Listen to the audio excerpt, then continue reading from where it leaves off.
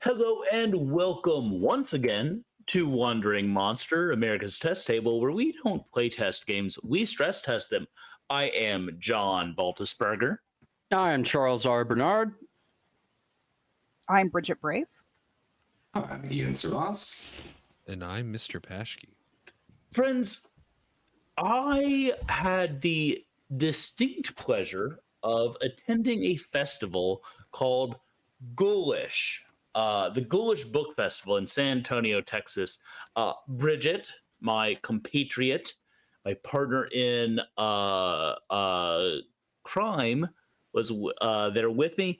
And, as I sat at the Madness Heart Press booth, slinging books and ink into the hands of the eager waiting customers that came to our table, nearly everyone asked me for cosmic horror. Everyone wanted that good space tentacle stuff. The other thing is, as some of you may know, I write urban fantasy, but like horror urban fantasy, dark urban fantasy. And I was on a panel and a guy said the difference between horror and other stuff is that in horror, you don't have power. The thing kills you, you don't kill the thing. Meaning that if there's heroes involved, right? If you have power yourself, or the protagonist has power, then it can't be horror. It certainly could be cosmic horror, then, right? That just wouldn't make sense. But what if your powers were nightmarish? What if your power, the very thing that made you strong, was also the thing that made you vulnerable or made you dangerous? And this is not a new theme. This has been explored in comic books since time immemorial. There was the issue of Spider-Man where Mary Jane dies of radiation poisoning from their sweet, tender lovemaking. There are countless Superman stories where he accidentally rips Lois in half. And of course, Batman is Batman is a completely insane fascist. So what I'm saying here is that heroes can be both villains, obviously, right? But also they can be at the heart of horror storytelling. The thing is, at the end of the day, these heroes just have to look up at the sky, at the malign intelligence that is out there, mocking them with these abilities that grant them power that leaves them powerless. And they have to ask, dear great Cthulhu, please stop giving me superpowers, right? Like that's, man, that's a weird ass tangent. Ian, what are we playing today? Well, with that introduction, yes, we are indeed playing Dear Great Cthulhu, Please Stop Giving Me Superpowers by Darla Burr. And this was a Zine Quest game. This game falls into the vein of games that are very narrative focused, and it also reflects issues that are very near and dear to a lot of our player community. In fact, this game is a reflection of the dual status of being a trans person and person with different disabilities. This is an expression of that. So in this game, as John was saying, the cosmic horrors that be need mortal agents to enact their plan, and so they give powers, but they don't know how human physiology and anatomy works, and so you're basically mutated in horrible, terrible ways with devastating powers that may be barely functional, if at all, and have devastating consequences to you and others when you use it. So you were stuck in this X-Men-like situation of fighting for your own rights as a non-human person and non-human in a human society, being at the whims of these terrible forces, but also still having your own wants, needs, and desires, and dealing with the intrusions of these otherworldly, unfathomable things. So in this, all of you are playing as a different archetypical role. and or you start with one of these strange mutations. Now, before we do start, though, it is worth saying that the game itself is designed to be played without a GM and to have everyone in a kind of community setting playing and handing playbooks back and forth as the game unfolds. Due to our remote nature, I'm going to be kind of facilitating a quasi GM role in where I'll take over the elements of the playbooks of the great terrible things, and also doing dice rolls and other things that would otherwise be player facing, just to help expedite and moderate the game, but just as a little bit of a tweak. And to just interject, if you are familiar with the Powered by the Apocalypse system, this is a similar chassis. Exactly. Though, as Ian has said, there are some glaring new gameplay mechanics, and how the game runs is not all that similar to like what you may see in other Powered by the Apocalypse games. That's kind of a good way to frame it. The specific system that this is running on is called Belonging Outside Belonging, and that system was created by Avery Adler. Also, inspiration from the systems Dream Askew and Dream Apart, just to give full credit where credit is due. But definitely, I see that if you're familiar with, like John saying, Powered by the Apocalypse, that's what this kind of reminds me of, except diceless. And so, now with that lengthy introduction, let me just quickly set the scene, and then we'll introduce our characters. We're going to be doing a little bit of world building too as we play this, so there will be some more improv and things that are part of the natural session. But all of the players are coming together for a support group, a herald support group, 0 heralds for the old ones, and you are suffering. Well, many of you are suffering from how this has impacted your life, your health, your wants, your dreams, wishes. So you're banding together and commiserating about your situation and what actions, if any, you want to take in your community on behalf of the gods. So we'll develop all that out. But why don't we let our cast of intrepid players introduce themselves, although we will need someone to volunteer selflessly and go first and be vulnerable and, reveal all their deepest, darkest. Oh, do we have a volunteer in the back? Hi, my name's Ron, and I'm a herald of the Ancient Ones. That's where Hi, everyone says, Ron. "Hi, Ron." Thank you. It's been 48 hours since I've used my powers. I'm the newbie. I'm dressed in a slightly charred work uniform. Nice to see everyone this week.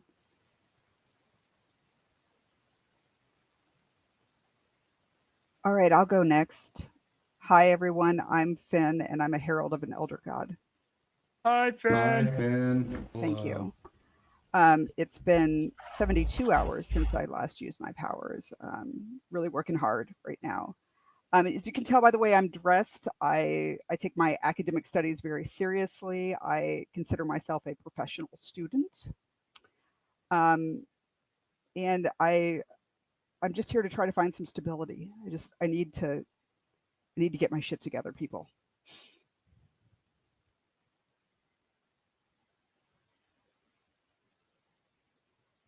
Don't be shy, guys. It's a welcoming group. Allow me to say that even though this particular group has colonized others, I will not be doing an accent. Hello, my name is Jin. Jim. Hi, Jen. Hi, Jin. Hello. I am not technically able to turn off my powers.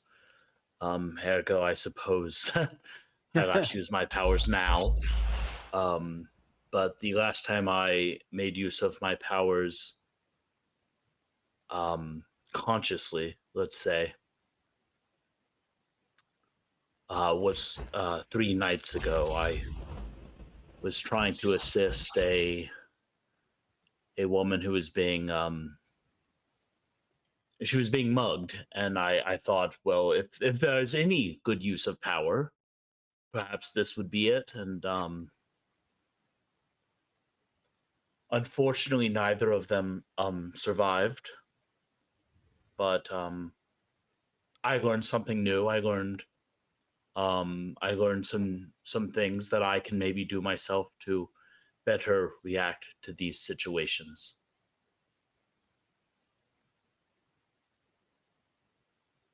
Well, guess that leaves me, everyone.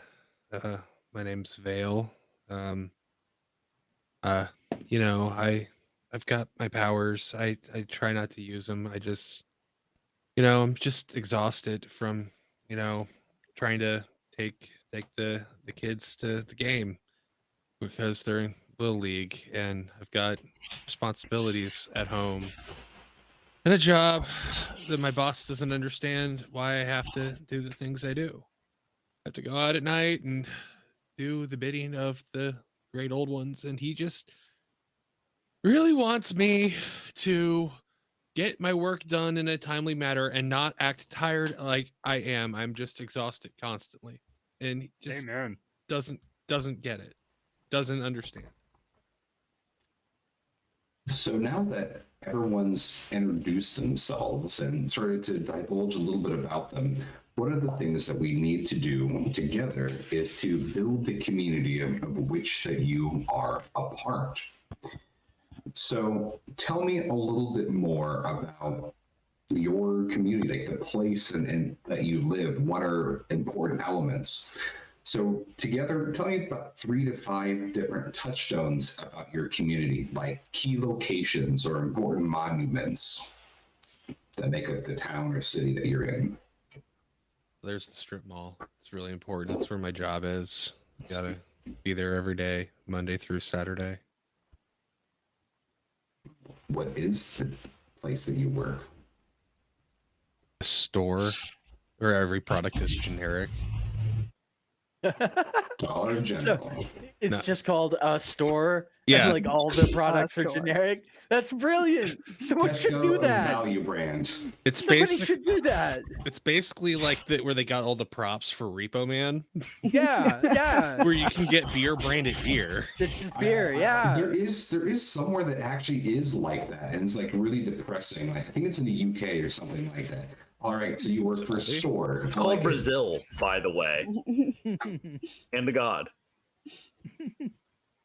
So we have a strip mall. What are other important landmarks or places that There you is need? I'm saying this because it is part of my character's thing, but there is a Buddhist meditation and learning center. And I'm not gonna do the voice all night, but there's Gunther's Chicken Shack where I used to work. Ooh, there sounds like there's a story there. I was going to there mention is. my favorite building, which is the research library, which has the largest collection of peer-reviewed scientific studies on how the stars came right. So that's a memorial library, isn't it? What is dedicated to, or who's the patron of it? What's it named after? I believe that library was named after one of the founders of our fair city here.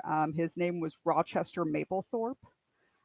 He was Good name. a pillar of the community, despite being, very, very short of stature. He had a large influence on this community. Mapplethorpe, so it's like got a leather exterior. And, Yes, yeah, cool. yes, a lot of knobby angles. And, yeah. Love it. There's gonna be exactly like one viewer is like, I got that reference. It took me a minute, but I finally did. And we love you. That's what all those years working at Kinsey gets you. Any other significant place? And we can add more places, but this is already giving a flavor of where you are.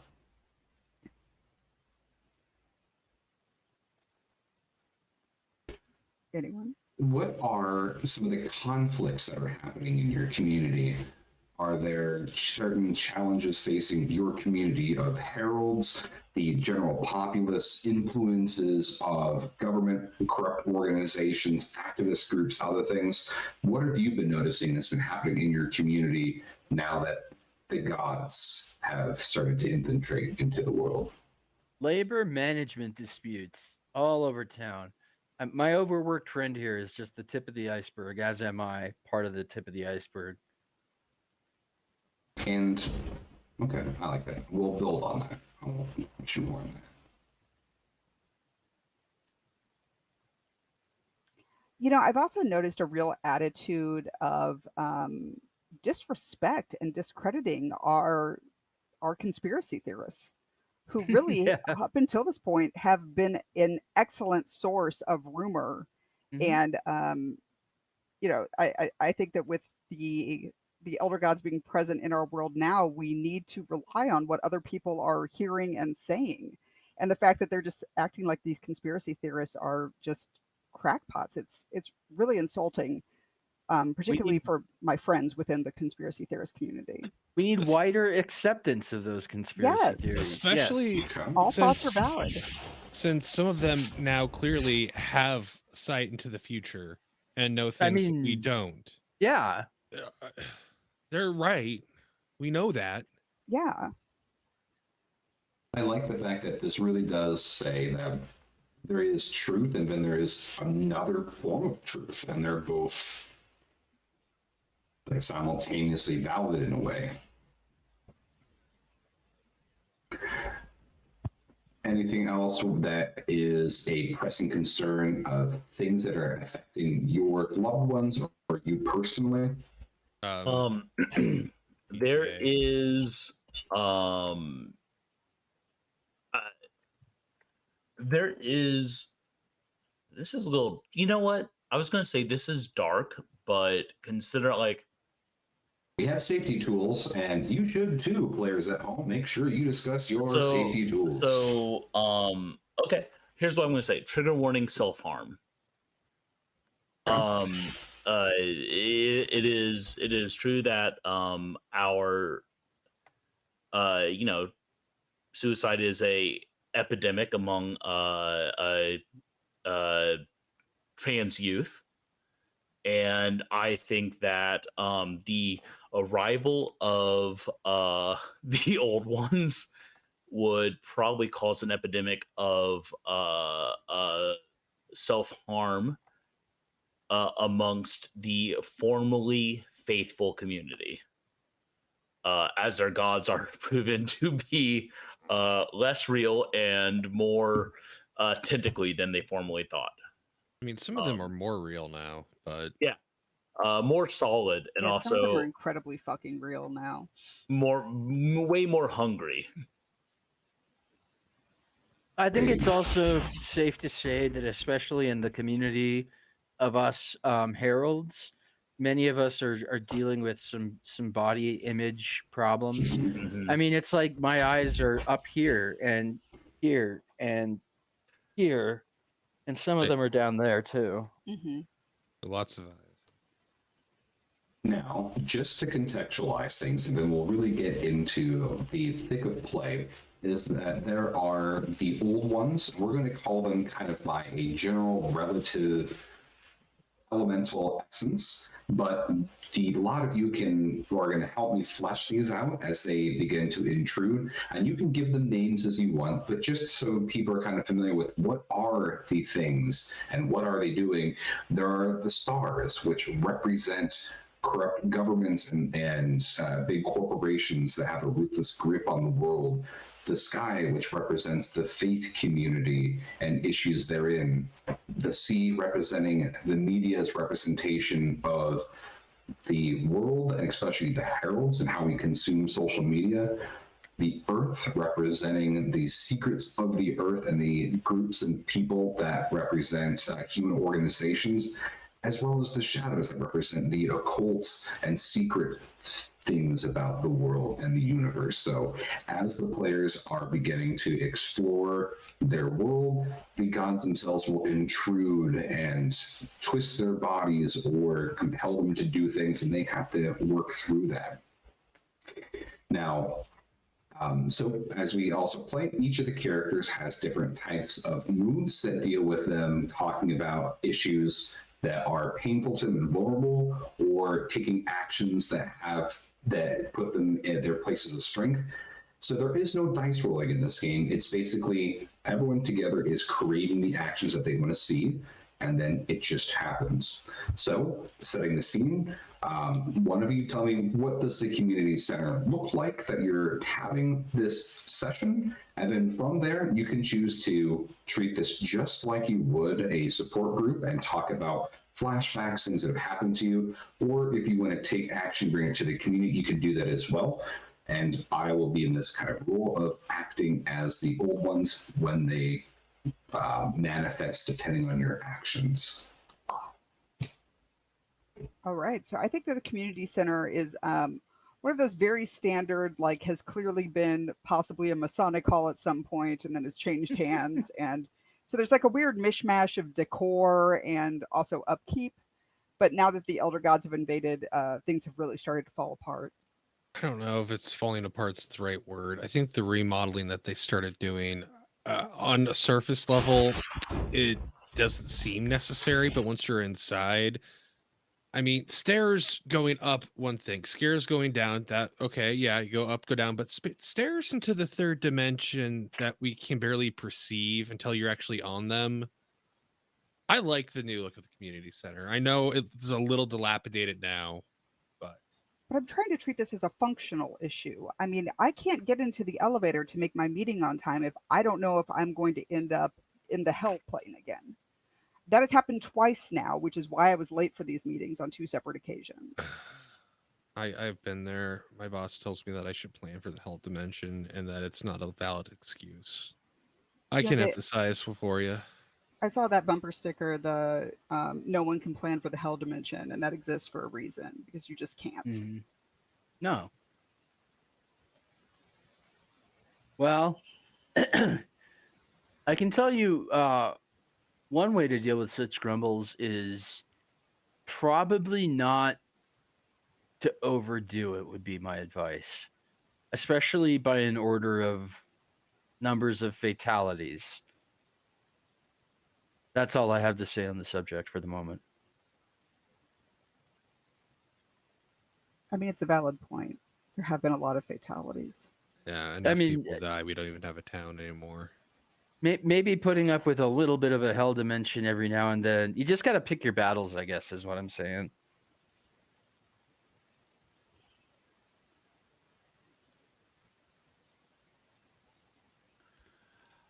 I think that it's not always easy, and that having a job should not be taken for granted. There are many people who are unable to feed themselves, unable to eat. Not everyone is able to be a part of the community, especially us heralds. So if you're able to have a job, I feel it would be important to maintain that, personally. I disagree. We have elder gods here. We have elder gods here. Why are we all still going to work every day? We should be focusing primarily on academic pursuits, trying to understand what is happening right now, going out and interacting and building a larger compendium of which gods are here, what they want, what we can expect, and maybe start to carve out a form of life that works around, sprouting tentacles from time to time and ending up in the hellscape when you're just trying to make it to a dentist appointment. I sure could have used that. One thing that guy could say is whether your specific mutation or mutations, gifts rather, are more lucrative or less lucrative. Because I was really counting on this gift to work out for me, and yeah, I quit my job very prematurely. But putting a monetary value on the gifts just devalues them. It's true. I would put the monetary value at $10.25 an hour, which is what Gunther's Chicken Shack paid me. 26 hours a week too. It was good work. That's wow. But whether or not the elder gods, as we call them, are real and here, it doesn't mean, for most of us, we still have to eat. We still have to function within the society that we've created. And this may not be a pleasant truth, but it is as true as, well, as anything can be true. I just want to say, real quick, John disagrees with everything that Jen is saying. John is not pro-capitalist, but Jen is. Apologies, my friends. I understand. I don't think everyone has truly discussed what their powers are. Is that something that you would like to discuss with your other heralds? I'd be happy. I think that my case may prove illustrative. So, for a week, I was kept awake by fevered dreams. I knew that something was on its way.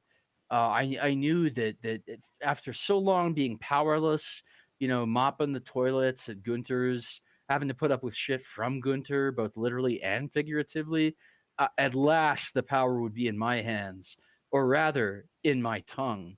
For I heard thundering in my brain the following word combination, seemingly nonsensical: fly, gory, electricity tongue. So I thought to myself, like, I'm going to be able to fly. My tongue will be electric, possibly bloody. It's going to be rad. And it turns out that I can, in fact, use my electric tongue to fly, but that tongue remains, while flexible, tethered in one place while I do. So I thought I'd go like soaring majestically out of the workplace after telling Gunther where to stick it. And instead, that electric tongue just burned up my work uniform, and I kind of went around the kitchen, but I couldn't get out. It was really embarrassing. Someone had to help me get my tongue out of the floor, and then like I had to roll it up, and and they're still waiting for this uniform back. But you know what? They can just take that out of my last check because I got kicked out of my house too. Yeah, it's been rough. I can relate. I woke up one morning to discover that I am now able to sprout all over my body these haunted thorny stone scales. Cool. Which, I mean, right, and they look awesome. However, once they have sprouted, I am kind of encased completely within them, and it makes movement very difficult. I kind of walk like a robot and am unable to produce smooth movements with my limbs. I have destroyed several expensive items as a result of this, and that is starting to really become a problem for me and my savings. Have you tried not moving? Well, then what's the point of the stony scales if you're not gonna show You them could get off? you could get a Segway, and that way you could just roll around on one of those or a hoverboard. With the amount I owe IKEA now, after that incident in their lighting section, I cannot afford a Segway.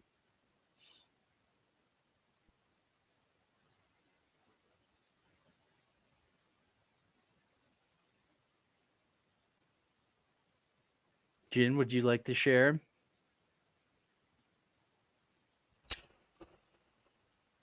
No. It's worth mentioning. Again, stop being an asshole here. This time, Jin looks completely normal. Other than the fact that he is wearing like nice, elegant gloves and is dressed in like a nice suit, he wouldn't look out of place anywhere. So it's one of those things where it's like, okay, is he really a herald or is he just claiming to be a herald? He is So follow-up question: what the fuck is your character doing at a support group meeting then? yeah. So Quarter pointed. what is to put this another way, he is mortal passing. And feels uncomfortable revealing what is different about him.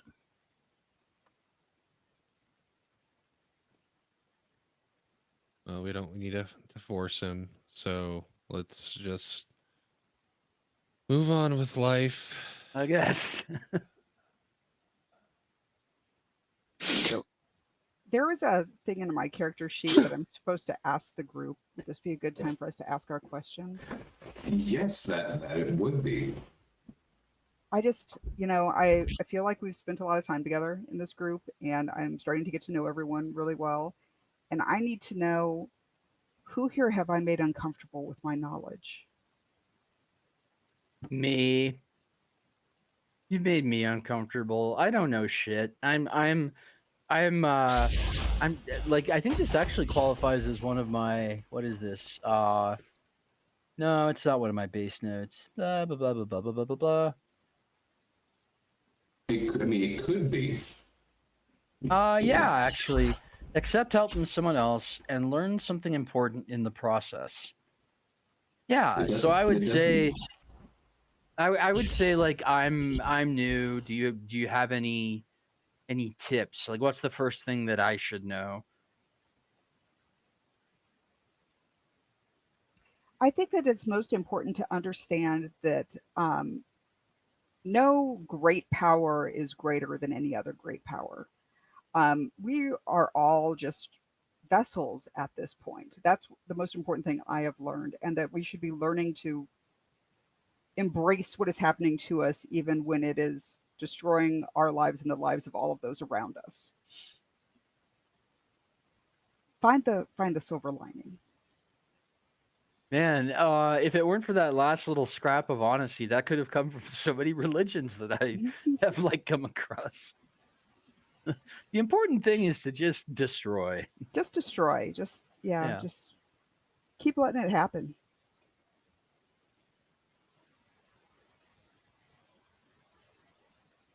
I mean, I support the group in our destruction. I'll bandwagon that. We're destroying the city. Is that what I heard? I mean, I think that sounds like fun. I am free this energetic and afternoon. enthusiastic about that. Yeah, I've got nothing else planned today. And that is definitely something that you can do as a group. All of you have your different notes that you can use to fuel destruction if you want, or you can tackle some of those core conflicts that are plaguing your community. So definitely where you take this from here is up to you, and as long as you're being in line with your character's motivations and hopefully finding interesting ways to use your powers if you want. Shall we venture forth? All right, I'm actually this is definitely going to be one of my notes. Sorry. Yes, I say. I have been waiting for this for so long, and I go barreling out the front door, and immediately, having forgotten my the drawback of my tongue power, my electric tongue goes right into the ground like a lightning bolt, and immediately I'm just like just around a little, about a 10-foot diameter circle around it. I mean, that a lot. I guess if I had a machine gun, I might be a kind of dangerous. It reminds me of the Vine and the TikTok where someone ties a potato to a ceiling fan. Oh gosh, yeah. I love it. I haven't seen it. I'm just imagining it and finding it funny. All right, gang, we're destroying the city. Can we Can get some someone unstick enthusiasm my for- tongue so I can do that? Yeah. I'll do my best to help. I think I've got some mittens, or no, I don't have mittens. Oh, is your tongue still like zapping you to the ground, or Yeah, and like around my electric tongue, I managed to say like, "Misa Mazda, you have a rubber glove." Mazda? We Yes, can take your rubber glove. Mazda. No, rubber glove. All right. So I go to find the Mazda.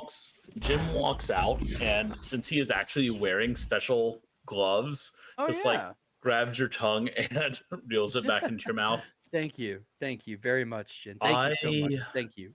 I am looking for the Mazda. I have wandered off. Yeah, I was going to suggest that we find some way to touch his tongue without it affecting us. If we touch our tongue to his tongue, does it give us a little zap like a 9-volt battery? It's a I lot think that more in than the 9 volts. name of research, you should try.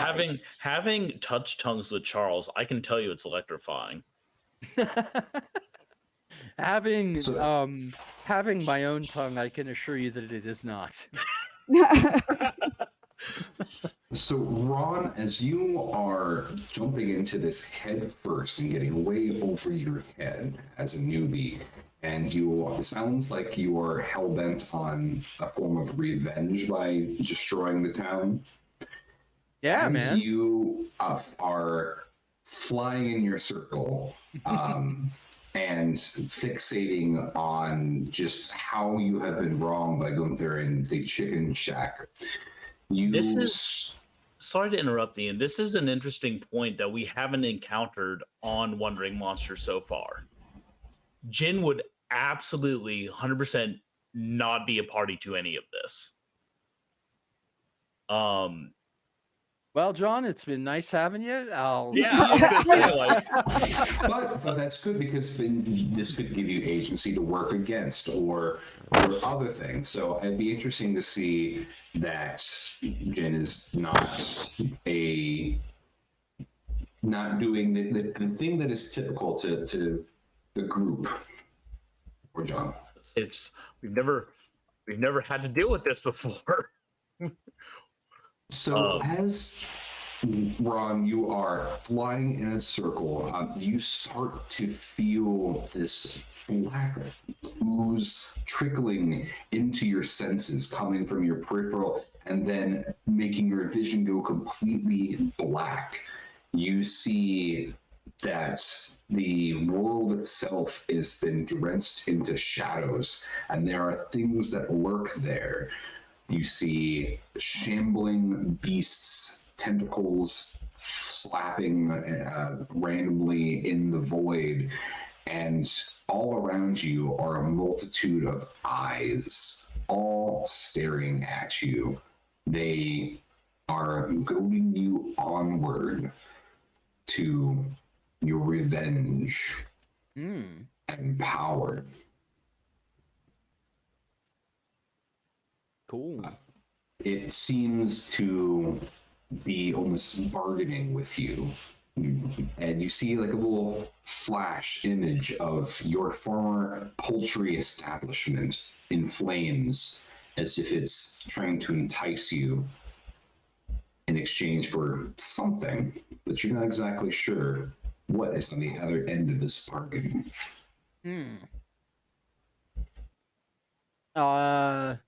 Then your vision goes back to normal, and you're still. Yeah. Okay, cool. And I get a token for that, correct?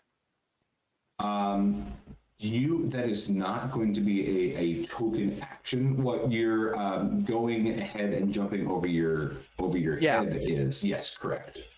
Okay, cool.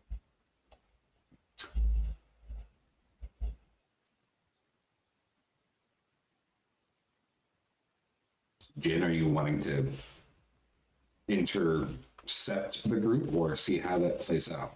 I am going to, I think, try to stay.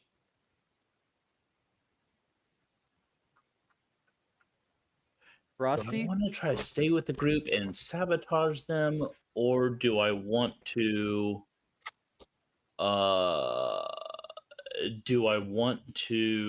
actively work against them? I have a question for the group real quick, actually. Do we have telepathy, or should we? No, I'm just kidding. Oh, I was saying maybe if someone does. No. Which of you have I helped without revealing my identity? Me. You grabbed my zappy tongue without Yeah, anyone knowing your dark secret. dark secret. Okay.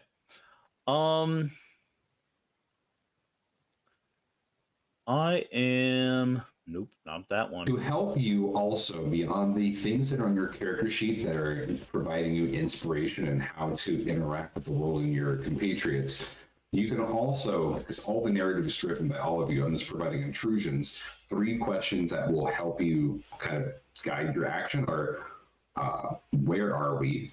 What are we doing? Does someone have a scene that they want to start with or to share? And then you can work with that. So all of your actions are inherently successful, whatever it is you want to do. And so you just are doing yes and together.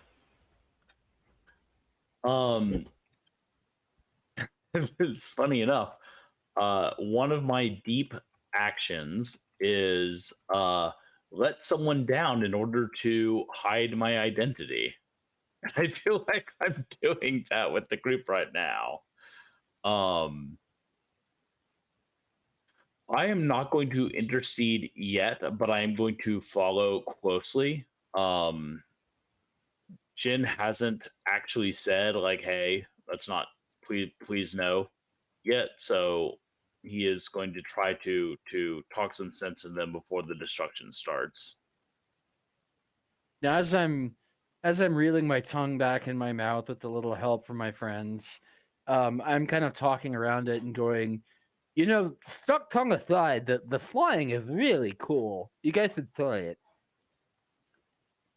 Yeah, No, my unfortunately, tongue's- my superpower makes me very heavy, incredibly Huh. heavy. So it would be more like falling than flying. Mm. Would you survive the fall? Well, yes, I would have multiple times. It makes me incredibly clumsy, so I am always falling out of windows and off of things. But yes, Well, you know what they say, falling is just flying upside down. I suppose that is true. Now, It's when very deep. any of you, if any of you do one of your low note actions, you gain another power. So if you're never satisfied with what you have, things could be much worse.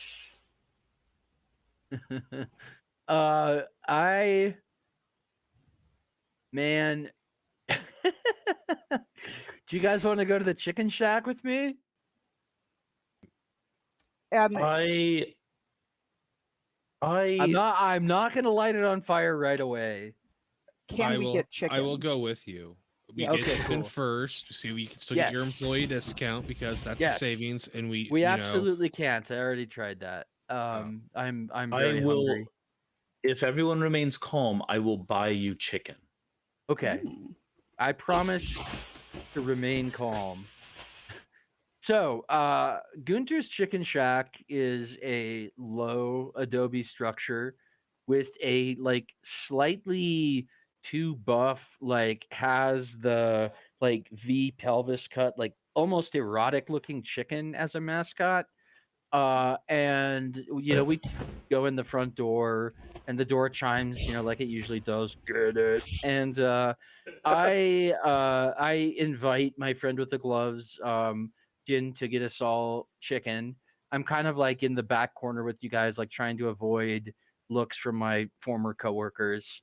And then once everyone's like digging into that good fried chicken with like the you know the white gravy and biscuits, fried okra, and all that good stuff, I get up, dust chicken crumbs off of my uniform, which is still again like slightly charred, and I go in search of Gunter. And when I find him, yeah, look, it's Mr. Quitzy. And I go, yeah, Gunter, I kind of need my job back, man. And Gunter goes, oh, someone not having such a good time with the flying tongue? And I say, it's not as useful as I thought it would be, Gunter. Can you do me a solid and give me my job back? And I'm going to let our GM slash cosmic horror decide my fate at this point. Because it says for a price. I'm gonna let Gunter name his price. I just want to say, while Ian is making that decision, I've decided to revamp the Madness Heart Press logo to an erotically jacked chicken. I have some concept art I can share with you. Please, I send it to my private email on my VPN, though. Yes, will do. I would like to know more about your character. What do you think that cost would be? knowing Gunter, it's a cut in my pay, like by half. So I'm gonna go from a princely 10.25 an hour to a paltry 5.12.5. Yes, a paltry. But and he's gonna round down that motherfucker, so it's gonna be 5.12, not even like 5.13, but 5.12 an hour. I Which think is he's below probably the- also going to make your uniform way more embarrassing. Probably. He's gonna make me wear that Jack Chicken costume and go outside in the heat and dance around. That's a bonus. Well, it gets hot and stanky in that thing in summer. Oh, it's hot. I'll stop sexualizing chicken. Sorry, guys. So what would Gunter's price be? About 5.13 an hour. So what are the rest of you doing? So I've been devouring a chicken breast that has way too many bones in it, like just way too many bones. And it's given me an idea. You know, I wonder if this chicken has also been affected by the arrival of the Elder Gods, or maybe they have brought some kind of Elder God chicken into our world too that is different from the chicken we used to consume. I bet it's so good. I bet it's even better than the original. So I'm going to take a piece of this, maybe one of the legs, which also has 2 feet sticking out of it. And there shouldn't be one on the breast, I might add. Right. And then I'm going to take it out there and I'm going to throw it into the void to see if anything eats it. And this is me irresponsibly investigating the great old ones and getting burned. So I love that. First off, I like the fact that you're thinking that this is like a cosmic chicken. In my head, I was like, she's probably eating a rat. Fun fact about cosmic chicken. They are rats. This is a deep pull for you fans of Bog Wizard. So in Barbaria, our theme music, the crashing riff at the end, Harlan tweeted at one point that for no reason he could remember, they started calling that the cosmic chicken riff. So like cosmic chicken is part of our musical heritage on this show. I love that. So you're going to get 1 token for that, Bridget. Score. And so already the shadows has kind of been the first of the elder things that has begun to really insinuate itself with your party. And as an academic, what do you know about the shadow and the things that lurk beyond the veil? So as an academic, I have focused my research mainly on shadow beings. So this is pretty exciting for me that the shadow is the one showing up. I know that he likes to take things and not necessarily take them away, sometimes just conceal them. I had actually read a story about a woman who could just never find her car keys, not because they were gone, but because they were incorporeal at this point. So she was still able to start and drive her car, but she had to know where the keys were in relation to her body and the car in order to get it into the car to start the car. It's like a power that involves inconvenience, which I respect.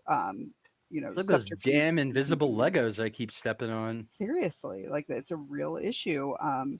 You know, also invisible cabinet doors that you will bump your head into. Speaking as a person who is visually disabled, like actually disabled on disability because my eyes suck so much, it is actually not totally unlike that. See, there we go. The fucking cabinet's invisible. I just wham, there's my head. So you have flung this chicken into the void, and instantly you snap into these dark corridors between worlds. You hear things beginning to slaver and bound towards the chicken, although you can't quite see them, and you feel these radiating waves that are urging you on towards deep revenge. Any dark secret that you've had hidden in your heart from everyone else that no one else knows. It knows all of the shadows, the darkness itself looks, and it knows you utterly, Finn. So what things fall upon that chicken? And what things follow you out into the real world? So they're kind of like bats, but with owls' heads, and they are making this awful Neat. screeching sound. Bowels. Owls. Owls. Yeah, bat owls. Bat Bowels. owls. Bowels. Oh yes, bowel. From the bowels owl. of hell. Yes. Yes, exactly. It's a I love literal it. bowel. Yeah, and they also don't fly, although they do have wings. They kind of skitter, and they drag their wings behind them, which makes just an awful sound. The wings are also covered in goo. Is So they're that what leaving, like, follows you snail out? trails. Yeah, that's what. How follows many me of out. them? Let's say 22. Follow-up question. How big is each one of them? About the size of your dog. You guys, I got this. No, I'm just kidding. It's just- Oh my gosh, if you latch onto one of these bowels, oh God, is that what we're eating? Is that what we're eating? Oh my god! I think you've discovered the Oh. Soylent Green secret here. shit, actually, is it? You are the occult and sorceress, expert here. Yeah, I'm adding up the bones on my fingers, and I'm like, damn it, It was bowels all along. those bowels. You've all been along. eating Gunther's bowels. Adding up the Bowels bones in on our your bowels. fingers while you lick them. So you're like 1, you're Deep 2. fried. Yeah, deep fried 3. bowels. So the restaurant begins to fill with a cloud, or I guess a small plague of these bowels. How does this scene play out? So I think that the bowels are probably going to be pretty upset when they see we're eating their brethren. I But they feel don't like fly. You just punt them. you're just going to start kicking bowels. Kick them You're right gonna in the make a mess of your bowels. shoes. You see those things are covered in like snot. It's disgusting. I mean, So what? I don't know. I got nothing. Move on. Does So the snot what make is- them sticky or slippery? Yes. Somehow both? Yes. Yes. Yes. The answer is yes. How does your irresponsible investigation into the Great Old Ones burn you, Finn? So I was hoping to learn whether or not this was some type of cosmic chicken, and now I've gotten my answer, and it's horrifying. It has turned my stomach. I don't think I'm ever going to be able to eat chicken again in this world. I've just ruined it forever for myself. Never ask any question for which you do not want to know the answer. Nobody wants to know how the sausage gets made or the That's right. bowels. Yep. We just want cheap, delicious chicken. That's all. Yeah. I mean, it was good. I don't see what the problem is. No one was complaining until you found like 15 too many bones in a chicken breast. Well, I have a little bit of a problem, and that's that I consider them like significantly cuter than chickens. So now I have a moral quandary on my hands. But I'm also waiting to hear if Gunter's gonna like let me get back at this job. And as we're sitting there, one of the bowels walks over to the plate that is in front of our newbie and says Lauren to it. So now we also know that they have names, the power of speech. We've been consuming them. Oh my God. So I need to go lie down. the other important question that I'll need to ask you, Ron, is Gunther himself a herald or not a herald? Let's call him a closeted herald. So like he's a passing human matched as herald, like well. Jin. Yeah, Exactly. yeah. So he does not seem at all disturbed by the bowels that are flying around and being punted Well, around. no, he's gonna And- whack those and take them in back and fry them up later. Well, he looks at He you wishes. and he says, if you want the job back, deal with the bowels. All right. All right, I got this. I got this. I got this. I got this. I'm going to the broom closet, getting a broom. I'm coming back out. I'm ineffectually sweeping at them. I'm looking around. I'm trying to think of another plan. I If you want realize to that really this sweep is your bowels, have you tried fiber? Mm, Well, true. broom's pretty fibrous, I would think, but yeah, I just keep saying like, I got this, I got this. Eat the broom out of my hands and like I don't think start he turning has over it. tables and I should guys, I help got him. this, and I like throw my tongue on the ground and go kazap. That's not helping. And then finally, like when I am completely overwhelmed, I'm finally like, I might need a hand. I get up, I jump into the back, and I grab a metal container from the kitchen of hot, like bowel grease, and I'm just like, I got this, and I start flipping boiling hot grease. grease at the bowels, And just to wreck your bowels with grease. Jin slowly stands up, dusts off his suit, and steps outside to smoke a cigarette. All right. By the way, that counts as another low note for me because I refused to ask for help until I absolutely needed it. Oh yeah. So And I helped, but I you damaged said, the local community. Real quickly, you said that another. That's what was two the- for me. Wait, I Go thought back the to first was someone the from my deep old life. notes. These are I low had notes now. Go back to someone from my old misinterpreted life. that. Yeah, And I also ask need for a low help. note, so Yeah, I need for a a price. superpower. Yes. Yeah. So why don't we go Alright. ahead and do that really quickly? I appreciate you bringing that up because that means that you, first Two new off, powers. Ron, you get 2 new powers, and that Finn, you get 1. So here we go. So for people at home, they are given a verb and a adjective and a noun and a body part and then a complication, and they interpret this how they will. So I will do the first one for you, Ron. You have your verb is dig, stinky, ashes, and manifests in your wounds. And your complication is that you can only use this power at night. So again, your dig, stinky, ashes, wounds, only used at night.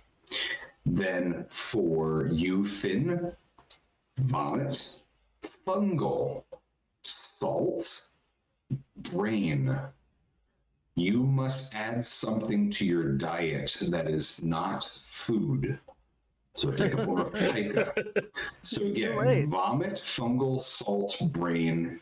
You will now eat something that is not food. I think Now. that you'd be on the same page as my little dog on that. Like, I think that she tries to make about. She tries. I prevent her from making about 25% of her diet non-food items.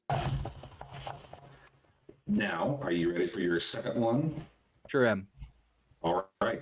So you have radiate, wild, electricity, hair. And when That's you use this awesome. power, it makes you weak. Cool. Now, whenever any of the players do one of these low notes, it gives them a token which they can use to do high notes later or good heroic effective actions, but they also get another mutation. So tell me how the rest of the scene plays out, because originally this was going to be a scene of vengeance, and now it is a scene of finger-licking chaos. Are any of you either wanting to rewrite this scene in various way for your characters or move on to other actions? I'm curious if anyone got hit by the hot grease who wasn't a bowel. Yeah. I didn't say I was aiming well. Well, so your action, so you write the scene as you want. There are no rules, and it's how you want it to play out. So you tell me, did you accidentally grease the wrong bowel? Or I person? mean, yeah. See, I've been trying to achieve one of those low notes, so my intention to help and hurt the local community is one of my things. I see. So who do you spray like a gag of kids? I'm throwing it at owls, but Ian's first idea, a gaggle of kids. A Small- whole gaggle. small gathering. You said hurt the community. Imagine there's a bunch of kids that's excited to have a birthday party at Ladies Gunther's and Chicken gentlemen, Shack. oh, And The be like, truth, the I just want truth you of guys Ian's to know, feelings comes out. and non-binary folks. I Yes, love exactly. kids. His first poll is a gaggle of children hit by hot grease. He Let, loves So, children. let I the can record Right. show. Nicest guy on the show, my Let ass. the record show that Ian's kindness is He's a a sham. lie, It's a and front. all he wants in this world is to boil hurt children alive in children, yes. grease. Allow me to like rip off my fleshy veil and reveal the eldritch god within. No, I have been projecting into this in the second grade. I had a birthday party at McDonald's when cool. McDonald's used to do And I birthday. just threw boiling grease on all my Exactly. friends. No, but that I just been thinking about like going into the freezers and like seeing like the Yeah. secret Since then. things. So no, that's what I was just thinking. Plus, I've been this entire time I've been thinking about the movies Poultrygeist and The Toxic Yes. Avenger, and so Both both are of those amazing, scenes are yes. playing. Yeah. Methinks the GM doth protest too much. No, I'm just saying if you want to watch really terrible lowbrow movies, they're both trauma movies. Yeah. Look, bringing up Poltergeist and trauma forgives all in my book. So I've been thinking this yeah. entire time, especially that I'm gonna have to clean up Gunther's crap, like literally. I was like, nah, that's Poltergeist. If you have children at home, do not watch those films. So you tell me, I watched them at the age of Vale.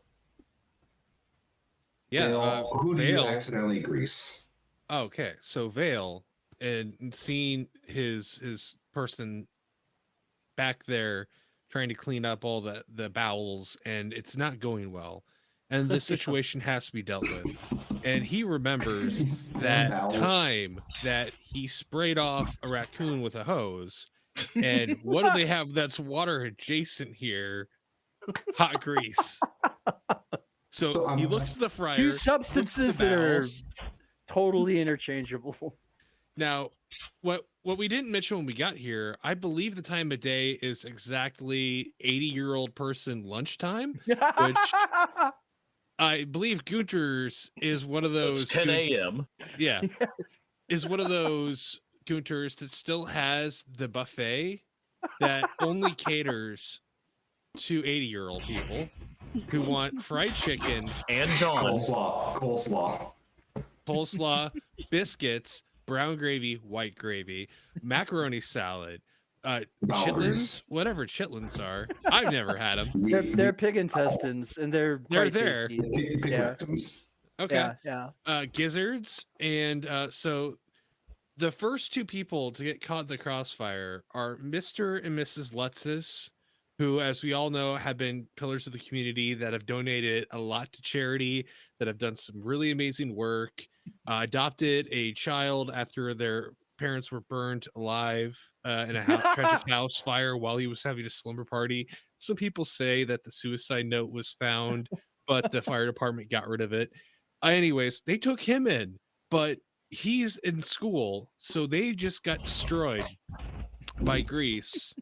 And Vale is not paying attention to that because he's already turning around to grab another ladle full of grease to fling at the bowels.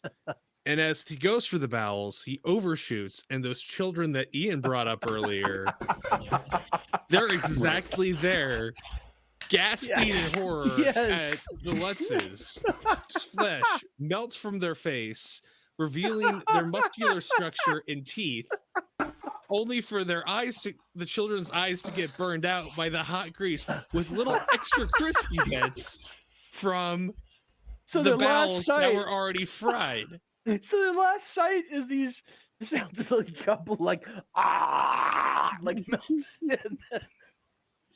Okay, so my question is then, if I'm I've understanding not this done- correctly, that you've done this twice now, so you have 2 bass notes or low Oh, notes? that was one per? I thought that was Yes.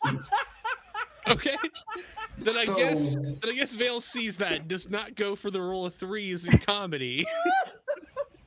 Well, I mean, that means you're going to get 2 powers, and so that's why I need to Yeah, put a I'll little stop pause here here to let then. you know what you got. Thank you. Your first power is Flood. Okay. Oh, this is going to be real wild of all the people to give this to. Flood, burning, insects, hands, and you can't control it after you produce it. I can generate bowels? You generate basically floods of burning insects from your hands that you can't control once you conjure them. That's power number 1. Power number 2 that you gain for doing these horrible things is that you The right reason. Explode stressful wires, flowers, and it stains your skin with impossible colors. I'm for this. This is not a bad thing. So I can explode wires into flowers? If they're stressful? So the interpreting body leisure. part of yours that exhibits this are flowers. So your body is sprouting flowers, and you can interpret it how you want. And it explodes, and like you said, it could be wires. All right. All right. So the rest of you, are you wanting to contribute to this scene? Are you wanting to develop new scenes? There's nothing I could do to improve this scene. I don't think I'm getting my job back. I was helping. I am so sorry. Look, you didn't need this job. You're better than this. I can get That's you right. in That's at the right. store where they sell everything Whoa. self-labeled. I mean, I will tell you that is, I think, the hardest I've ever laughed on this show was from you traumatizing and blinding a bunch of harmless children. You don't know if they were harmless. Yeah, In this game. you're assuming. That's a mistake. Yeah, that's true. That's true. I should not project harmlessness onto children. That's a terrible mistake to make. If the children in the corner They kill caught us more anything. people. Yeah, yeah. Children kill more people in America every year than sharks. Sure. I bet they Yeah. do. It's a fact. Yeah. Do you know what doesn't kill I'm people? happy. I think that our work here is done at Gunter's, although it's not quite in flames yet, and that was my. But wait a minute, I've got like some new powers. Let's see. I Oh my greased gosh, it like up covered for in you. grease. Yeah, it's covered in grease. Like, oh, hey, Pashki, you shoot burning insects, right? Yes, I do. And that can't be turned off once you turn it on, right? Yeah. He can't or can't control the bugs. You tell me. I mean, I figured I could make bugs and they'd be burning. I could point them, but once they've left, if they smell candy or something that they want, like the blood of orphans who've been burned by grease, Yeah, they're gonna go wherever they want. bugs will be All right. bugs. You know, there's I say let's let some of those flaming bugs go and see. They say if you really hate a workplace, let burning insects go free, and if they burn it down, then it truly was meant to burn down. Mhm. I've also heard that. I yeah. think I've got that on a pillow somewhere. I have that as a tramp stamp. Mm. Sorry. Yeah. Only my wife was supposed to know that. Mm. All right. All right. Bugs to end the suffering, which is improving the community. That's improving the community. It's ending their suffering. When I hear end someone's suffering, I don't usually think with fire, but I suppose Yes, it depends on how they're I done. suppose a case can be made. Well, All right. Well, so again, you are all masters of how this plays out. So you tell me if you burn it down and then what you do after this. We burn it down, and I do a victory lap on my tongue. Oh, you meant what we do for the next scene? Yeah. Well, now that's a good thing. So we can take that as the base. So the question is, as you were doing this, that Jin didn't really want to be part of this chaos. So Jin, you can lead the next scene if you want, or do you want to describe how the local law enforcement reacts to you releasing a bunch of bowels and then setting a building on fire and murdering children and the elderly? Well, they're definitely coming on time because I called them. So you called. So tell me who you called. I stepped outside when he started trying to attack the bowels with the broom. I was like, okay, this is a little too chaotic, but he appears to be earnestly trying to get his job back, so I'm okay. Then I looked over and I saw him grab the grease, like run in the back, and I was like, he doesn't work there. And I saw the grease and I was like, okay, this is nope, and proceeded to call the paramed, like basically call 911 and was like, yeah, we're gonna need a fire department and like maybe a bunch of ambulances and also And the local bowel control. And yeah. were you conspicuously not requesting the police? Okay, look, Ian, look. I'm saying This is a role-playing game. This is a role-playing game. This character is not me, but John Baldersberger is incapable of saying, I called the... I don't want to. Okay. Wait. Allow me to step in here and just observe for a moment. How do you like it, John? Are you sure? Yeah, exactly. Let's just say you are the police. You're like, I would like one ship in the police, please. Let's just say, I think I rolled well enough to do that. Okay. Listen. The police are already on their way, so we'll Listen, guys. I already called the cops. Yeah. Listen, boys, I already got the cops here. The cops. All right. The reason why I'm mentioning that is that it then brings in the stars to play. So as you are trying to bring order into this chaotic situation, you feel this moment in time that is somehow adrift, that you are still on the phone with the dispatch, but your mind is out there in the unfathomable depths of space. You feel your mind split and torn asunder as you see the universe from the eye of a very distant and uncaring eye. You are a speck in an unending gulf of darkness, and you just see utterly how insignificant you are. And here, let me really put some salt in the wound. John, see that you're just a speck in a big blue stripe.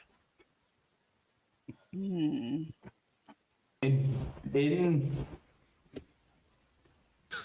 Oh, for the audio listeners, no.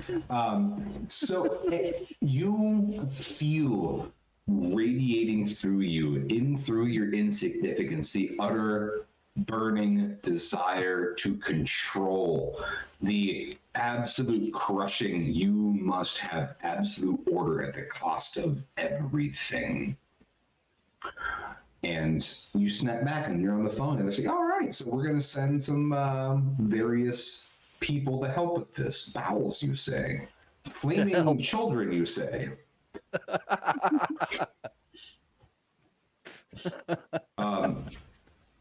You feel like you are being bargained with the creature of the stars. Do you want to give this name, this entity, a name like Azathoth or maybe even Narla-hotep? Anything eldritch that you want to insert? I think Nyarlathotep loves corpo-fascism.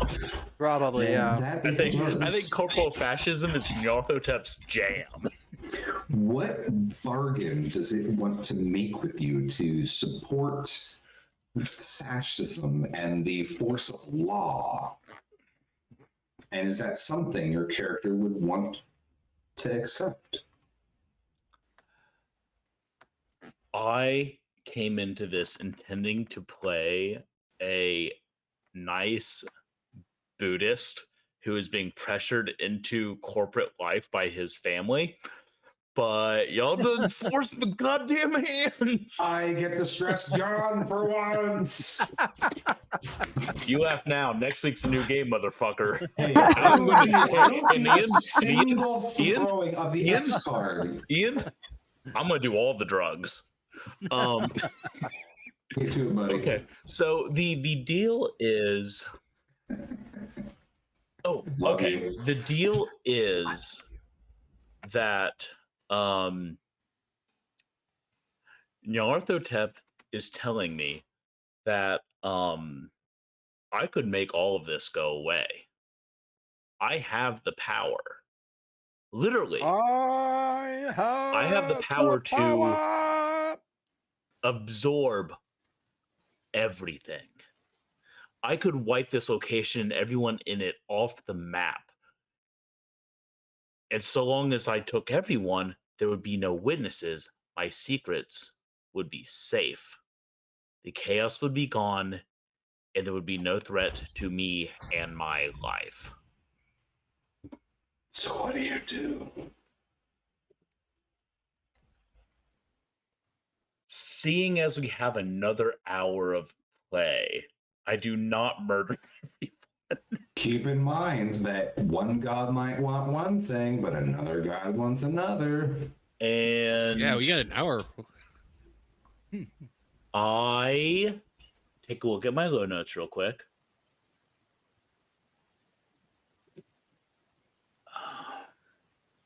Actually,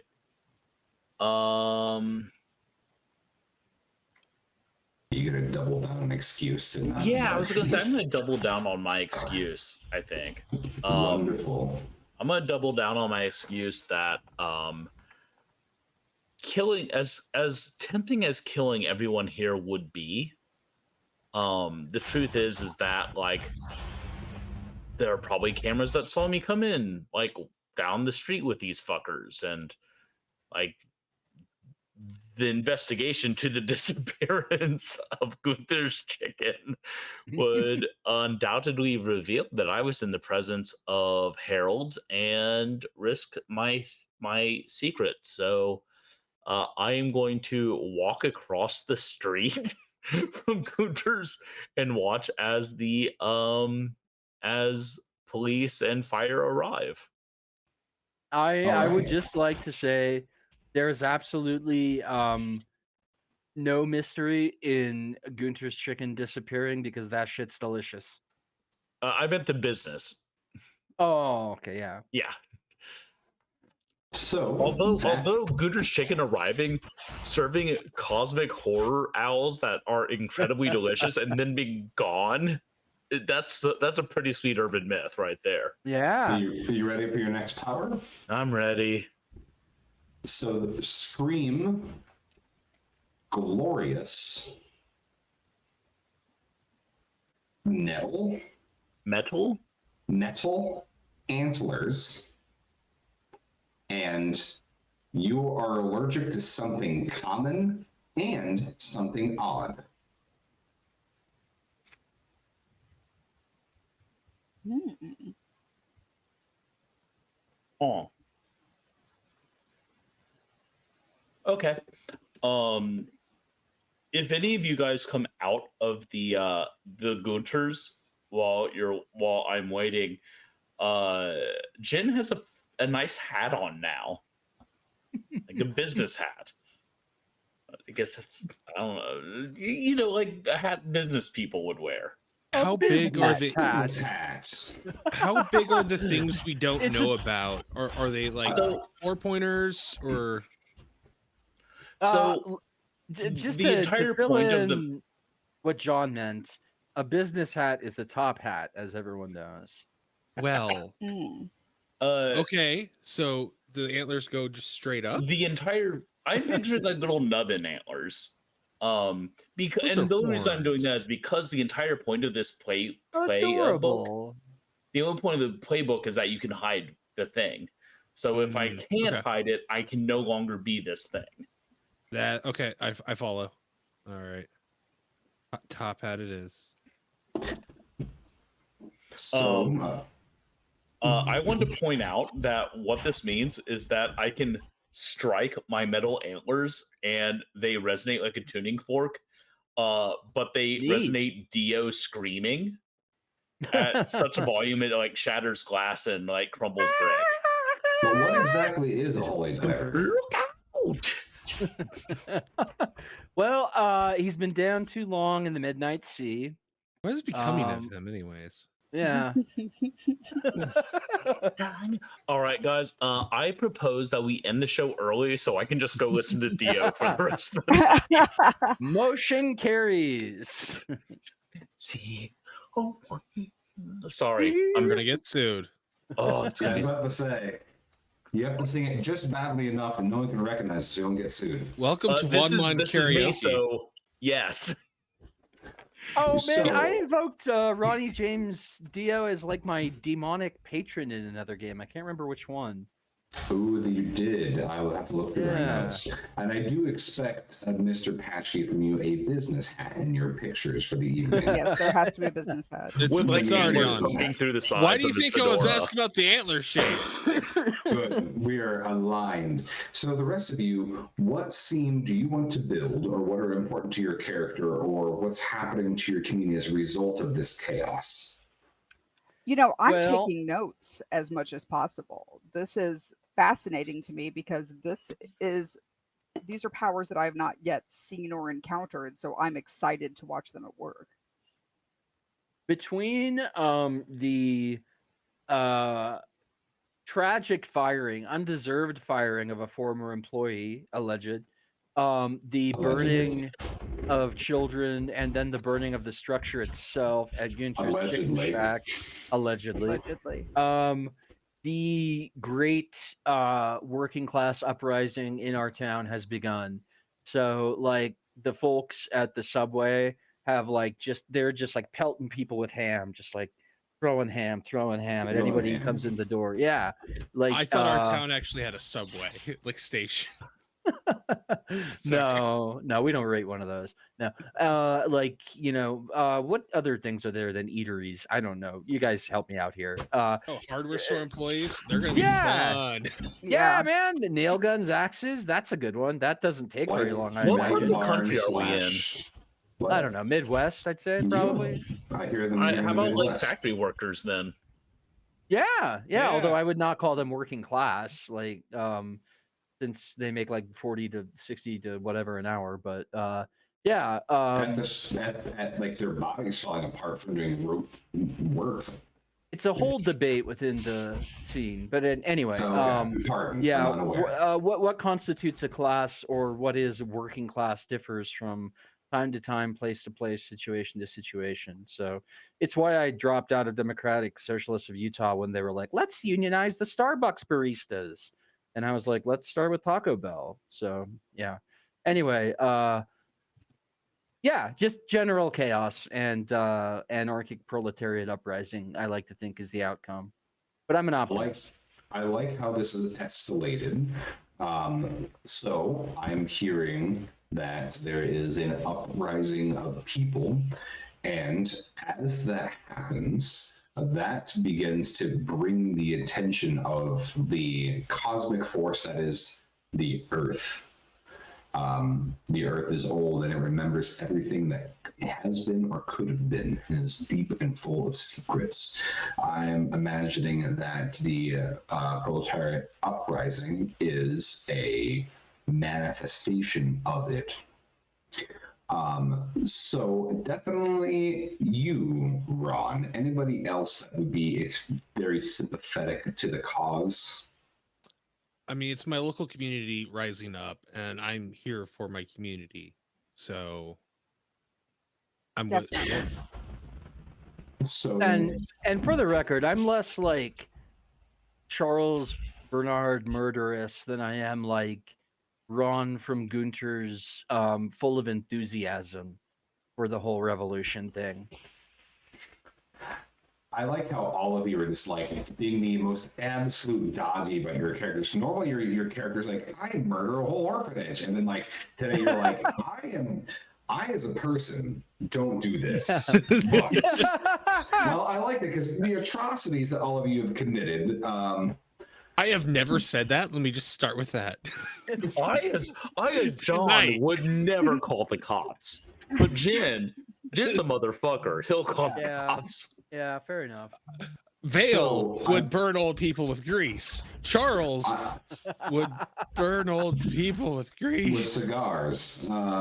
So I guess I feel like Jin, are you the one person out, or would you also support this? Okay. Jin's a white collar Alright. punk ass. So the three of you then, you gain a vision from the primordial force that is the earth. What would you like to call this? Lovecraftian deity or essence? Mommy. Jiggly Joe. To My some vote it is is for Mommy, Jiggly but to Joe. others it is Jiggly Joe. Yeah. You J-O, no E. are Yeah. Joe. You sink through the ground and dirt and stone surround you.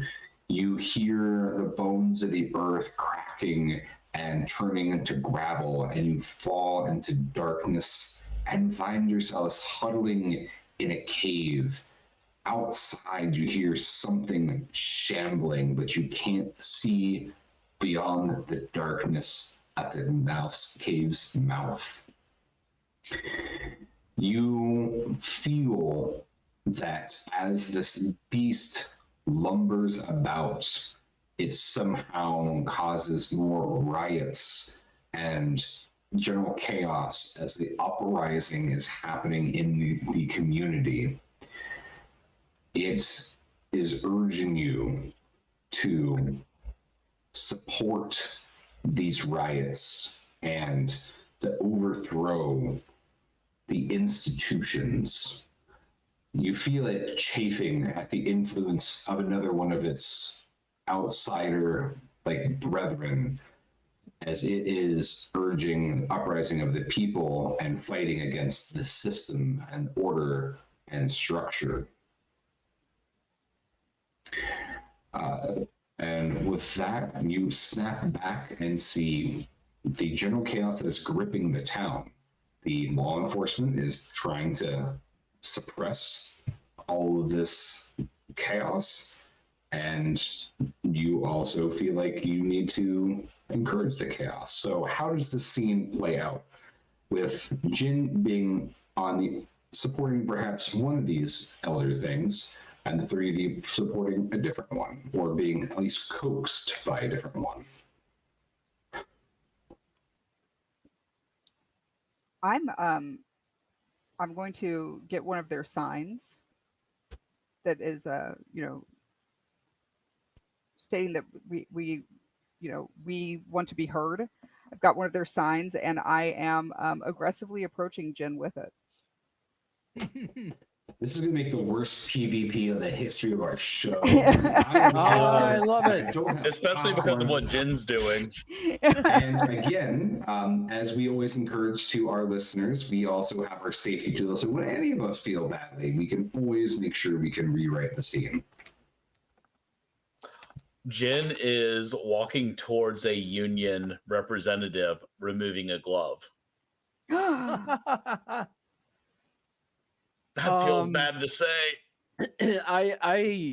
I'm not participating in this fracas between you two, but I did manage to retrieve from Gunter's before it burned the aforementioned chicken costume, and I'm just like ripping up the middle of Main Street with a big ass black flag, like chicken suit on, like not a care in the world, just like revolution. Can you, if I may be so indulgent as to request, while you're wearing said chicken suit, can you affix your tongue to something and fly around as the chicken? Oh, yes, please. Because, and the sound effect. Please. All right, so zap, down goes the tongue, and then revolution. So yeah, flying with my tongue, black flag over my head. That is My power's finally choicier. helpful. I am going to reach inside of I'm going to remove my shoe, carefully remove my loafer, untie it, and remove it. take you out. untying your loafer? Yes, untying my loafer. It's got the little loafer with the. Oh, I thought this was Those are- like a Rainier those are Wolf tassels, reference to though. The No. Simpsons. No. Oh. So I'm taking it off. I'm taking out the soul. I'm ripping out the soul of it, and I devour that soul. So I'm eating something that is not food because I'm Oh, prepping okay. one of my superpowers right now. Oh, cool. As I'm I'll- watching Jen go towards this union rep, So one of I your do- superpowers is sort of like the Mr. Fusion from kind of. Back to the Future Part 2. Yeah. I do like how you, so thin, you ripped out a soul and ate it, and I'm pretty sure that's exactly what Jin is about to do. Hmm. I just up until this point, I've been imagining your character is just covered in metal scales and spikes. Not yet. So- I haven't activated it. But okay, so but up until this point, that's all I've been imagining. So now I'm imagining the spike human with loafers. With loafers, yes, metal loafers. Further inspection, these are loafers.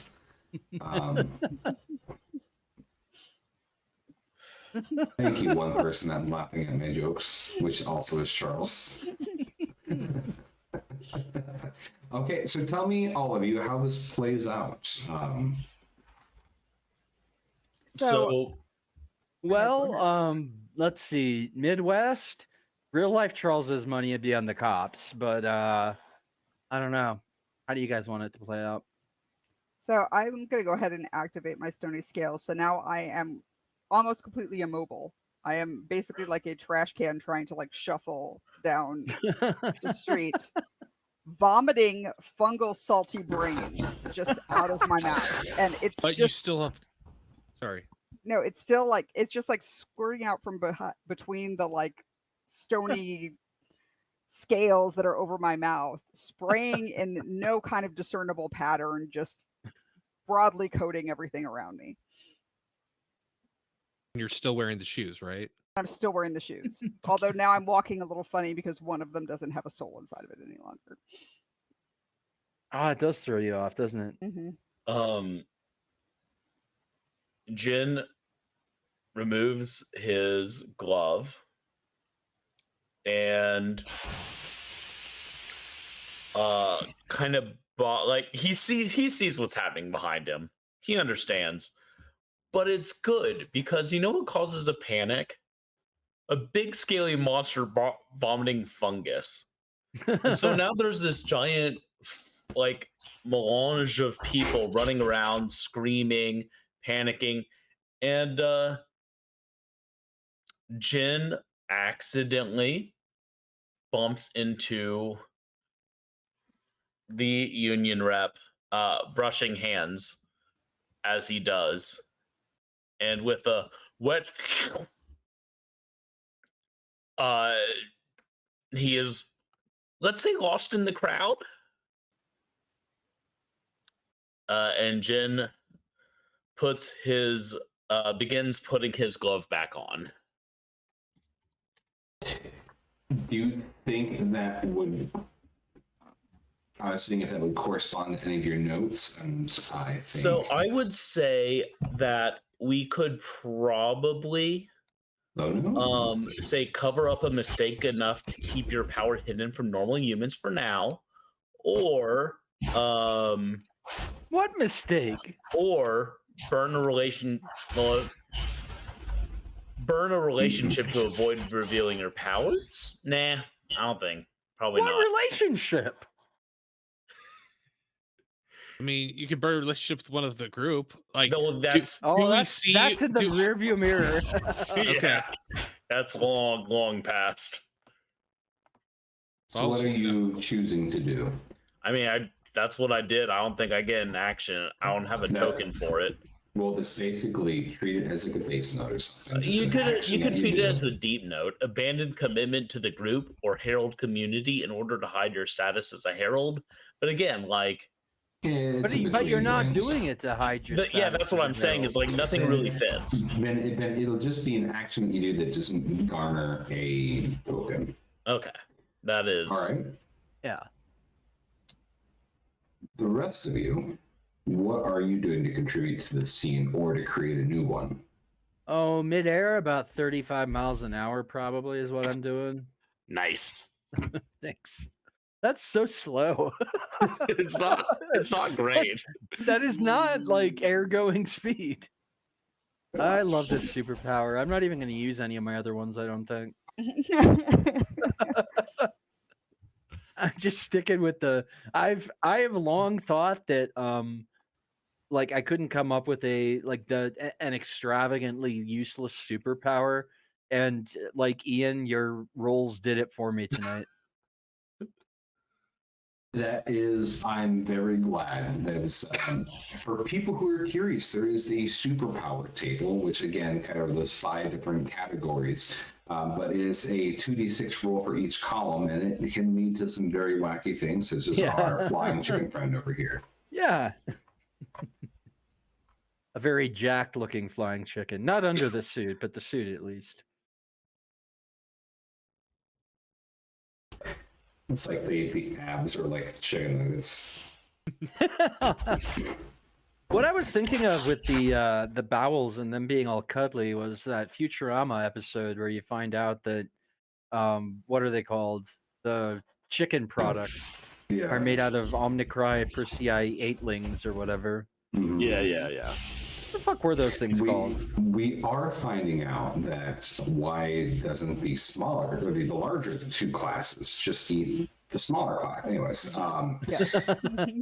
so we are getting close to our time. What's a final scene that you would like to see happen, and how it relates to your character's motivations? Kill Jin. I would like to see my tongue, my electric, gory tongue, snap and send me flying free at last to fly on my own, tongueless but free, to find a better job in a new community. Do you happen to fly far physically, or do you happen to fling yourself into the realm of shadows? Ooh, let's go Realm of Shadows. I'm gonna fling myself in there. I bet they got job openings. They do, because the shadows is connected to all the occult societies, cult criminals, yeah. and other parts of society. So Hell yeah. as you go through this non-Euclidean dimension of horrors and tantalizing secrets, where do you end up? Kinko's. That's it. That's my answer. Baller.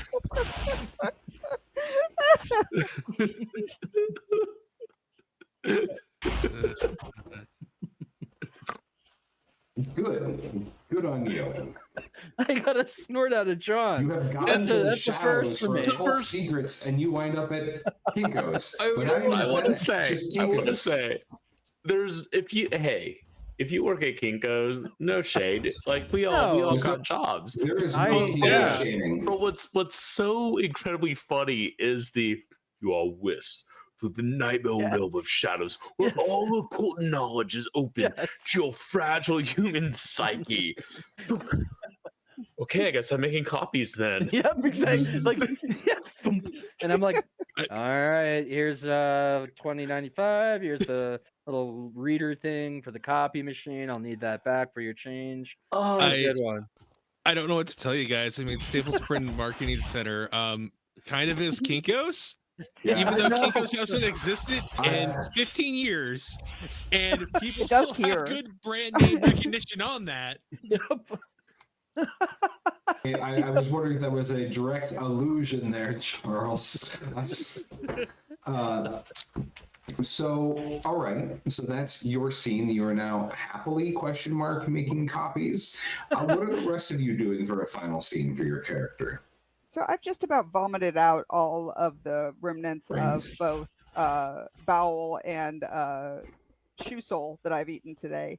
Good lord. And as I am retching up the last of the bile lining of my stomach, a piece of the fungal brain gets lodged in my sinuses Oh, and no. sort of grows these little tentacles that attach to my brain, giving me the knowledge of these salty fungal brains and their entire shared history.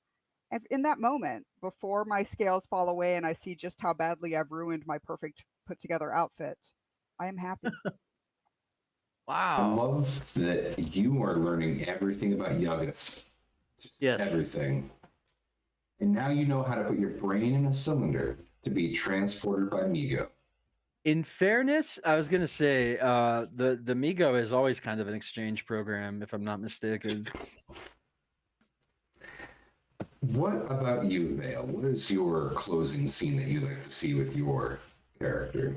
Well, Vale being, just a member of the community there to support it, I can't really think of anything that would be different than Vale just joining in, fighting the uprising against everybody until whatever comes, whether it's victory or death.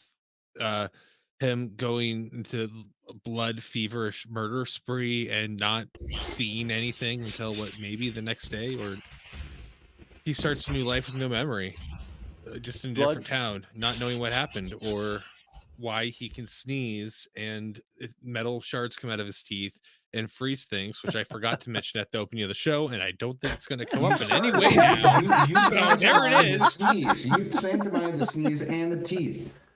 I saw it. I figured you just were waiting for a good reveal, like I sneeze in was someone's waiting for a face. moment, yeah, but it's not coming up now. Well, sometimes the best weapon, Pashki, is the one that you don't have to draw. Surprise.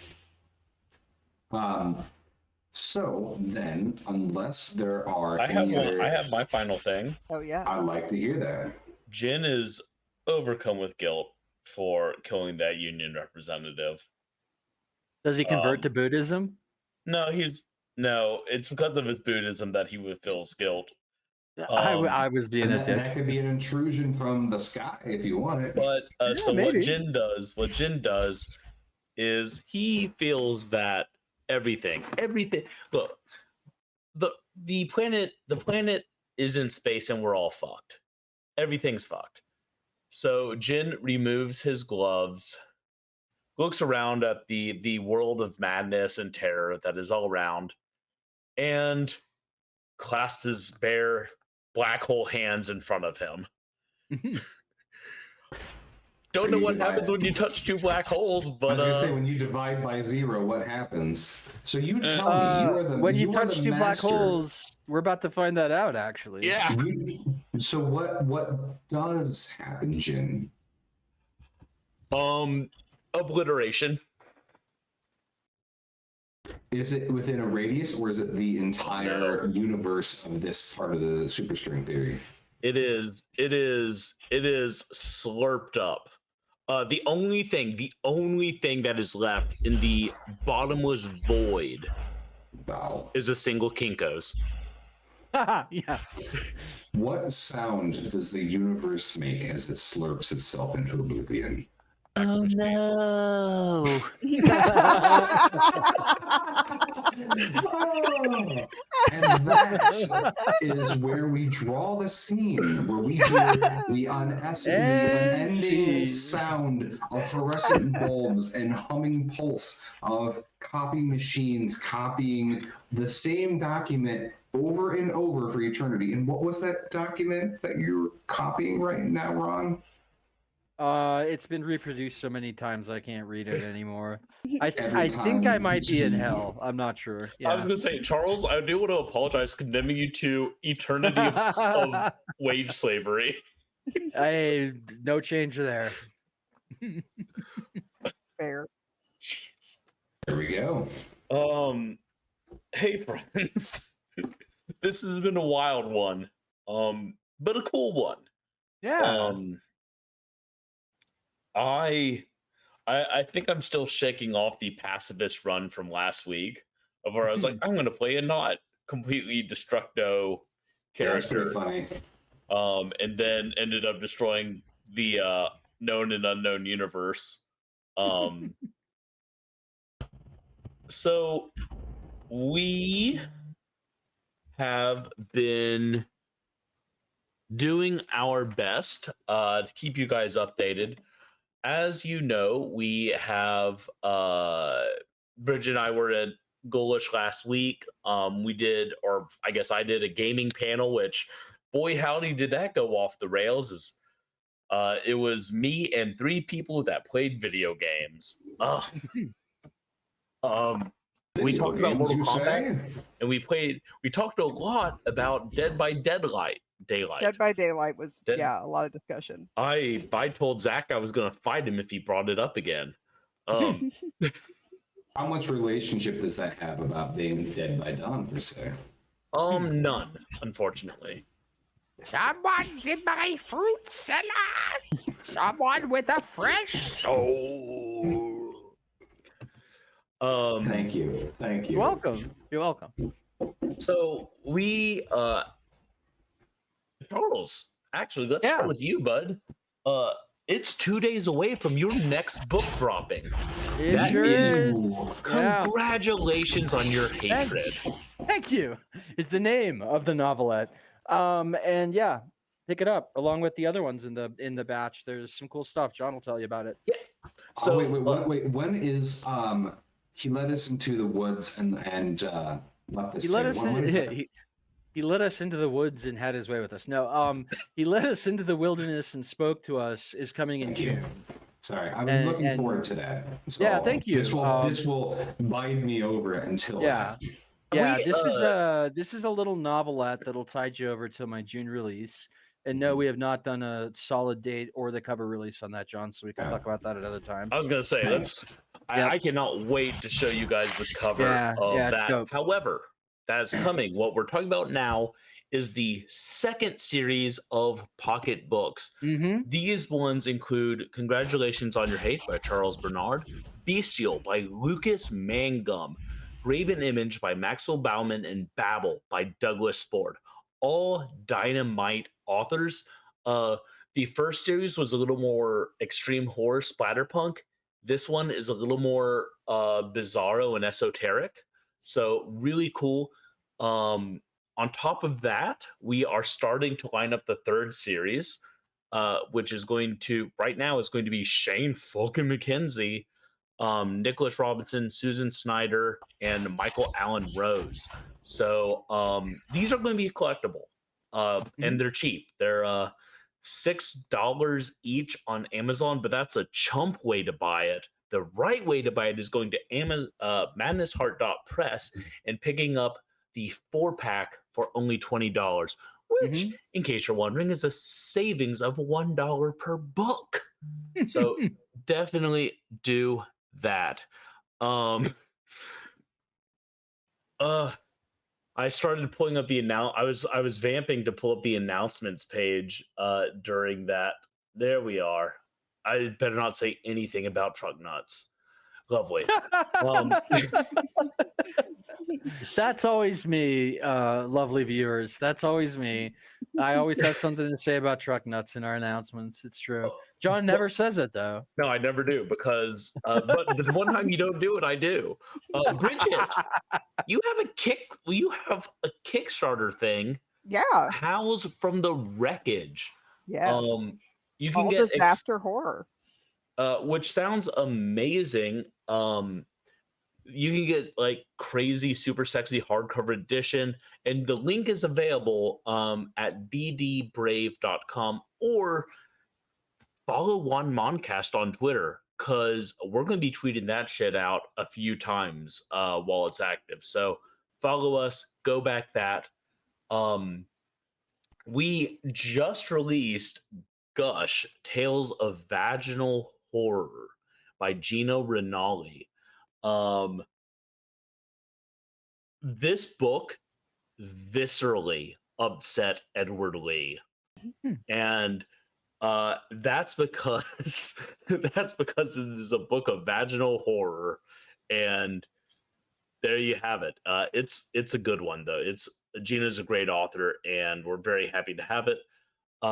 After the pocketbook releases next week, we have 2 other releases.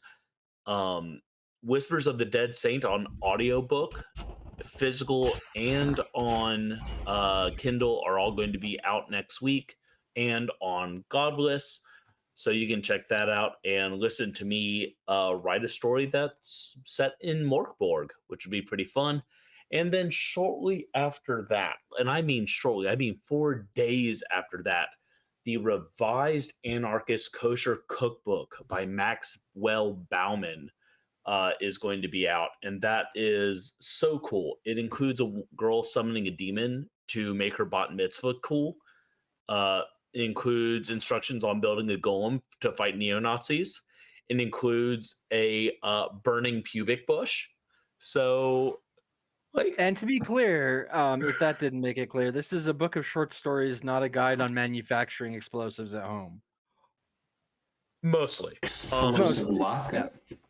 So we have so much stuff, and we're not even half done, because Madness Heart Games is going to be live in Austin, Texas, running people through Odd Gobs, which I got notice today that is shipping. So all kinds of cool shit. Gosh, Ian, are you working on any Kickstarters right now? I feel like you must be. Always. Wrapping up old ones. Just finished editing Ogres 11, which was a Kickstarter that will hopefully be released soon after doing the polishing. That'll be released to the backers, and then I'll check to see that it'll also be something that will be available for retail or not. Let's get an update on that. I will say, as a pre kind of finger in the book, would be Korg Slayer, which is a follow up to Caleb Engelke's widely successful Korg solo TTRPG. It is going to be kickstarting in the next month and some change, I believe, or maybe 2 months.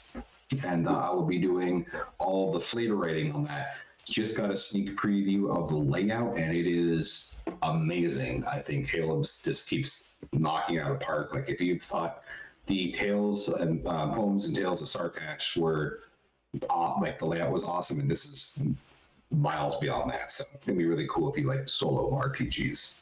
Other than that, working on Metromancer, and that will, for people who back that, there'll be more updates and things soon. So Awesome. Thank you, Ian. Last thing I'll say is there is currently a Morkborg module on Kickstarter called Pilgrimage of the Penitent. oh yeah. Some of us have reviewed it. Specifically, Ian Servas says it oozes with flavor, painting the dying world in gorgeous, baroque, and grotesque strokes. And one Charles Bernard said it excels expectations on every count. But what's cool about it is about to hit the next fun Kickstarter goal of $15,000, at which point there will be an additional scenario written by one John Baldisberger. So, pardon? Oh, no, he's a great, handsome man. I love him. He's wonderful. I hear It's he can not- bench hey, I'll tell you this. 570 pounds. It ain't going to be fucking comedy. On that note, look, hey, I just threw a lot at you. My advice is follow Juan Moncast on Twitter. Follow Madness MHP_horror on Twitter. And we'll keep you in the know. Specifically, Charles will keep you in the know because he slaves away over a hot computer stove to cook you tasty tweets all fucking day. It's been a blast. They're all bowel based. Those treats, yeah. They're all bowel based, y'all. Friends, thank you so much for joining us on this, believe it or not, consensual journey we call Wandering Monster. My name is John Baldisberger. I'm Charles R. Bernard. I'm Bridget Brave. Ian Servas. Mr. Paschke. We are going to return next week. Until then, stay safe and count the number of bones in your chicken. Always. It should be less than 7.